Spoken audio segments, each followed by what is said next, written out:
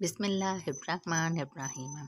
حضرت عبداللہ بن عمر رضی اللہ تعالیٰ عنہ نے بیان کیا کہ نبی کریم صلی اللہ علیہ وسلم نے فرمایا، غیب کی 5 کنجیاں ہیں جنہیں اللہ کے سوا اور کوئی نہیں جانتا۔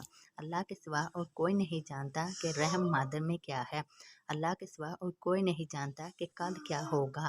اللہ کے سوا اور کوئی نہیں جانتا کہ بارش کب آئے گی۔ اللہ کے سوا اور کوئی نہیں جانتا کہ کس جگہ کوئی مرے گا، اور اللہ کے سوا کوئی نہیں جانتا کہ قیامت کب قائم ہوگی۔ حضرت ابو موسیٰ اشعری رضی اللہ تعالیٰ عنہ نے بیان کیا کہ نبی کریم صلی اللہ علیہ وسلم نے فرمایا، تکلیف دہ بات سن کر اللہ سے زیادہ صبر کرنے والا کوئی نہیں ہے۔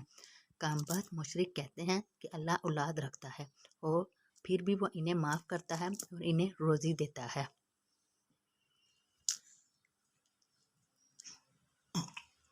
اسامہ بن زید نے بیان کیا کہ ہم رسول اللہ صلی اللہ علیہ وسلم کے پاس تھے کہ آپ کی ایک صاحبزادی حضرت زینب کے بھیجے ہوئے ایک شخص آپ کی خدمت میں حاضر ہوئے کہ ان کے لڑکے جان کنی میں مبتلا ہیں اور وہ حضور صلی اللہ علیہ وسلم کو بلا رہی ہیں۔ حضرت صلی اللہ علیہ وسلم نے ان سے فرمایا کہ تم جا کر انہیں بتا دو کہ اللہ ہی کا سب مال ہے، جو چاہے لے لے اور جو چاہے دے دے، اور اس کی بارگاہ میں ہر چیز کے لیے ایک وقت مقرر ہے۔ بس ان سے کہو کہ صبر کریں اور اس پر صبر ثواب کی نیت سے کریں۔ صاحبزادی نے دوبارہ آپ کو قسم دے کر کہلا بھیجا کہ آپ ضرور تشریف لائیں۔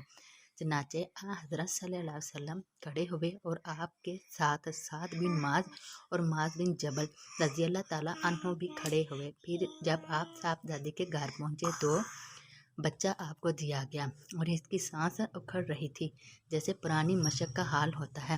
یہ دیکھ کر حضرت صلی اللہ علیہ وسلم کی آنکھوں میں آنسو بھر آئے۔ اس پر سعد رضی اللہ تعالیٰ عنہ نے کہا، یا رسول اللہ یہ کیا ہے؟ حضرت صلی اللہ علیہ وسلم نے فرمایا کہ یہ رحمت ہے جو اللہ تعالیٰ نے اپنے بندوں کے دلوں میں رکھی ہے، اور اللہ بھی اپنے انہی بندوں پر رحم کرتا ہے جو رحم دل ہوتے ہیں۔